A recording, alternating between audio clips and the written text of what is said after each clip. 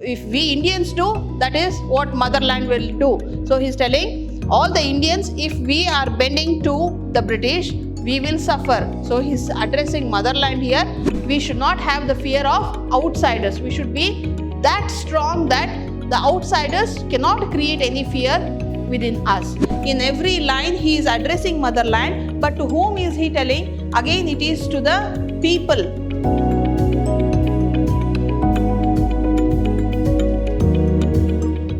Hello everyone, this is Shobita S. Aradhya, lecturer, Department of English, Vidhyaashram First Grade College, MYSURU, the Temple of Excellence. A warm welcome to you all, and today we are discussing the poem Freedom. Do you know who wrote this poem? Yes, it was Rabindranath Tagore. So in this poem, he writes about the motherland. So he writes what his wish was. He wanted India to be free from the ruthless rule of British people. So let us start the poem Freedom by Rabindranath Tagore. So to start with, let us know who was Rabindranath Tagore. We all know. Who is that who doesn't know Rabindranath Tagore? If we are Indian, we know who is Rabindranath Tagore because he is the one who composed our national anthem, Jana Gana Mana. Yes. To know more about that, we'll start with the knowledge gaining from poet. Rabindranath Tagore, and in Bengali he was called Rabindranath Tagore, born on May 7th, 1861 in Calcutta and died on August 7th, 1941 in Calcutta. He was a Bengali poet, a story writer. He wrote short stories and song composer, playwright, essayist, and also a painter. He introduced a new form of prose and verse forms and the use of colloquial language into Bengali literature. So he started new prose and a form of verses which became very popular during the national movement and also which is followed by many people even today, and thereby freeing it from traditional models based on classical Sanskrit. So he started writing in the colloquial language which was completely new to that era. So which freed the languages from the hold of Sanskrit. He was highly influential in introducing Indian culture to the West and vice versa. So what he did was he introduced Indian culture to the West and also he brought some of the Western culture to India. And he is generally regarded as the outstanding creative artist of early 20th century in India. So he is regarded as the outstanding creative artist because he brought new forms to prose and verses and also he introduced the Indian culture to the West. For all these reasons and his style of writing, he is regarded as the creative artist of 20th century in India. In 1913, he became the first non-European to receive the Nobel Prize for Literature. So, till then, none of the non-Europeans got the Nobel Prize for Literature, and in 1930, it was Rabindranath Tagore who was a non-European to get the Nobel Prize for Literature. This is a small introduction about Rabindranath Tagore. His talent, his work, his activities can be listed for many pages. Now, after this introduction, let us go for the next, that is the title of the poem. Why has he named it as Freedom? The word freedom is repeated throughout the poem to express the poet's deep wish for his country to be independent. So, at that time, Rabindranath Tagore, deeply he wanted, in his mind it was only that India should be independent. India should be free from the British rule. So, expressing his thoughts, he has written this poem. So, only he has named it as Freedom. The second wish he has for his motherland is the freedom from the burden of senseless, illogical and orthodox beliefs. So, not only India should be free from the British rule. He wanted India to be free from the senseless and illogical orthodox beliefs. So, why British could rule India? Because of these weaknesses in India, that is senseless, illogical and orthodox beliefs and traditions which don't let her see the future. So, traditions, some of the traditions practiced that time did not let India to plan for future. So, Rabindranath Tagore, he wanted India to be free from the senseless, illogical and orthodox beliefs and also the traditions which were the obstacle for better future. So, these are the two wishes he had and he wanted to express through the poem Freedom. So, he has named the poem as Freedom. Next, we'll see the theme of the poem. What is the theme of the poem? The poem is concerned with India's freedom struggle. Yes, the theme is only the freedom. Freedom to India from the British rule. Tagore calls out to the motherland to free from fear, from the shackles of oppression, from fear of the outsiders. So, not to have fear and to be free from fear, from the shackles of oppression. Who did the oppression? It was the British rule. British officers did the oppression and also free or fear of the outsiders. So, we should not have the fear of outsiders. We should be that strong that the outsiders cannot create any fear within us. So, this was his wish. That is also the theme of the poem. Tagore's patriotism permeates this poem as he decries the master beneath whom his motherland serves as a puppet. So, here, who is the master? The British was the master and he wants the motherland to be free or should not serve as a puppet. Why he is calling motherland as puppet or India as puppet? Because we did not have our choice. It was their rule and we acted according to them. So, he also tells that, but in truth, it was not only puppetism, but also India was slave. India had become slave of British. He wanted to free the motherland from the slavery towards British. Okay. This is the theme of the poem, Freedom. This is the poem, Freedom. Freedom from fear is the freedom I claim for you, my motherland. So, he starts with the word freedom. The word freedom repeats again and again here and the poetic device used here is alliteration. So, alliteration means the same sound is repeated. You can see here F, freedom, from, fear is the freedom. He is repeating the same sound because he wants to stress on the word freedom. He wants to stress on the feel of freedom. I claim for you my motherland. So, he is directly addressing the motherland. He is talking to motherland. He is telling that I claim freedom for you. I want freedom of you from the British rule. Freedom from the burden of the ages, bending your head. Means here he is telling that motherland is aging. She is very old and she has bent her head. For what? Because she was ruled by the foreigners for many years. So, here he is telling freedom from the burden of the ages. Since many years you are bearing the burden. You have bent your head. From that I want you to be free. I want freedom from bending your head. Breaking your back, blinding your eyes to the beckoning call of the future. So, he is telling I want to break that what you are suffering. Breaking your back, you are bending and you are breaking your back. That should be stopped.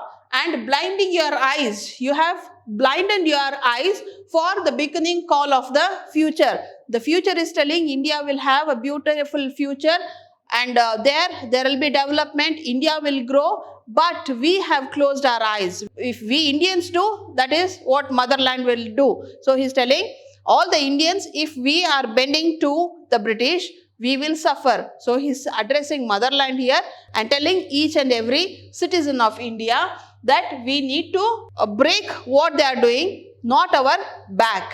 Freedom from the shackles of slumber wherewith you fasten yourself in night's stillness. So he is telling India has stopped there itself.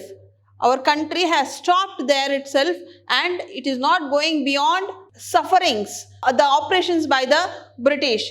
You fasten yourself in night's stillness means you have tied yourself in the night's stillness, in the dark. You have stopped yourself.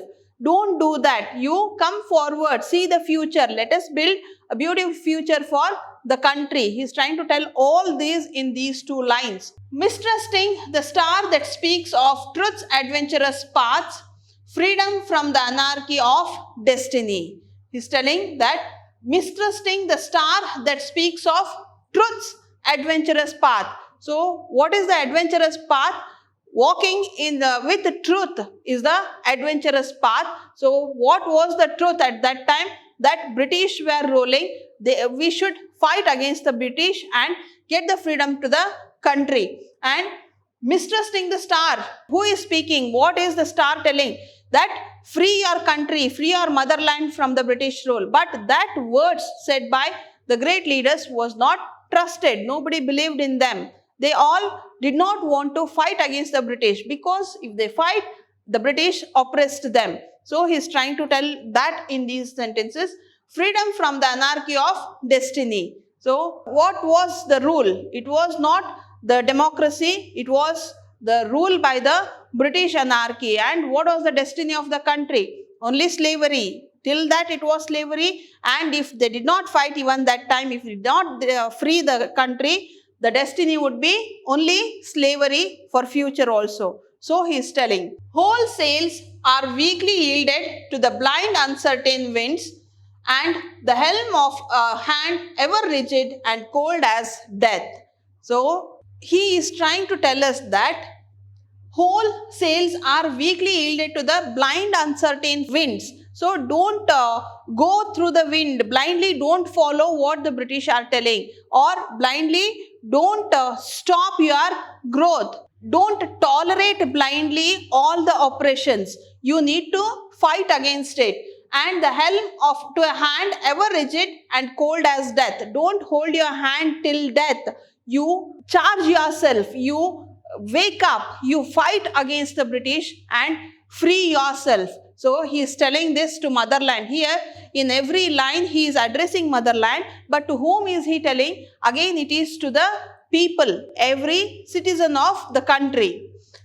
Freedom from the insult of dwelling in a puppet's world. Freedom from what? Freedom from the insult of dwelling in a puppet's world. So India has become puppet under the hands of British, and they are dwelling our residents. They have come here and they are living here. They are ruling us. So we should be free from that. Where movements are started through brainless wires. How the movement has started? Through the brainless wires. We have become brainless. We Indians have become brainless. We are just listening to the British and we are just following the rules and laws made by them. We need to act intelligently, or we need to use our brains, not to act brainless like a puppet. Repeated through mindless habits. So some habits we are repeating which are mindless. So which is not the proper way to be handled, all the proper habits to be followed. Where figures wait with patience and obedience for the master of show to be stirred into a mimicry of life. So here he tells where figures wait with patience and obedience. So we, figures means the Indians, some of the leaders, they just followed the British with great patience and obedience. They just followed the British. But the same patience and obedience should be shown to the motherland. And for the master of show, who is the master of show here? Every Indian is the master of show. To be stirred into mimicry of life. Here he says that we are just mimicking the life. Whatever it comes, we are following it. Or how the British tell, we are following it. That should not be the life. We should fight against them and we should be full of life. So liveliness should be brought to ourselves and free India from the British rule. So the whole poem is about the thought of freedom from the British rule. Now let us see some of the poetic devices used here. Apostrophe. In the first line, Tagore evokes the spirit of his motherland by personifying it. So let us go back to the first line. Freedom from the fear of freedom. So he is telling that he is personifying. I claim for you my motherland. Motherland is not having life, correct? But he is personifying it. He is talking to motherland here. So this is called as personification. Now let us go back to the slide here. Enjambment. It occurs throughout the poem. Tagore uses this poetic device in order to connect lines internally. So I told you in the previous class, enjambment means the verses, the lines, the meanings or the lines do not complete at the end of the line, but they continue and stop somewhere in the middle of next line. So that is known as enjambment. So that poetic device is used many times in the poem, and here, for example, it occurs in lines 3 and 5. One must read the lines quickly to understand the idea. Let us go back to the lines 3 and 5. See here, third line, freedom from the burden of the ages, bending your head. So it doesn't complete only here. You need to understand the next line also. Then freedom from the shackles of slumber wherewith. It doesn't end here. There is no full stop or there is no end for the meaning of the sentence here. You need to go to the next line. This kind of poetic device is called as enjambment. Let us go to the next one. Alliteration. I told you freedom from the fear. Here F, the sound of F is repeated. So repetition of any sound is known as alliteration. And also here, shackles of slumber and my motherland. So these are the repetitions. My motherland, M sound. Shackles of slumber, S sound is repeated. This poetic device is called as alliteration. Next poetic device is personification. In this poem, Tagore personifies his motherland as a woman chained to servitude. So he says that mother is tied, fastened her hand. So here all he is personifying, he is giving life to the motherland. He also personifies the star and destiny in the lines. So let us go back to those lines and check where he says the destiny, the star mistrusted. So mistrusting the star. Okay, star is personified, and also freedom from the anarchy of destiny. Destiny is personified. It is said as if destiny has some life. Destiny is somebody whom we need to reach, or star is somebody who is mistrusted. So this is what we call the personification. Metaphor. What is this metaphor? This device is used in burden of ages, shackles of slumber, truth's adventurous paths, etc. For example, in Burden of Ages, Tagore compares the burden of his countrymen's slavery to colonizers. So here metaphor means comparing two things. Okay. Here metaphor means something is compared to the other object which literally do not relate. So here see, truth's adventurous paths. Truth is adventurous, path. So all these three do not literally connect to each other, but they are connected here and they are giving proper meaning. And also burden of the ages. Ages cannot be a burden, or burden and ages do not have any connection to do anything, but here they are connected. That is known as metaphor. Then irony. It occurs in the line, freedom from the insult of dwelling in a puppet's world. Okay, in this line, the poet ironically refers to his countrymen as mere puppets of colonizers. So he is telling, under the colonizers, under the British rule, our countrymen, our people have become just a puppet. Okay, so that is irony, which tells that how people have become, or he is comparing them and telling that they are doing nothing. Okay, so that is irony.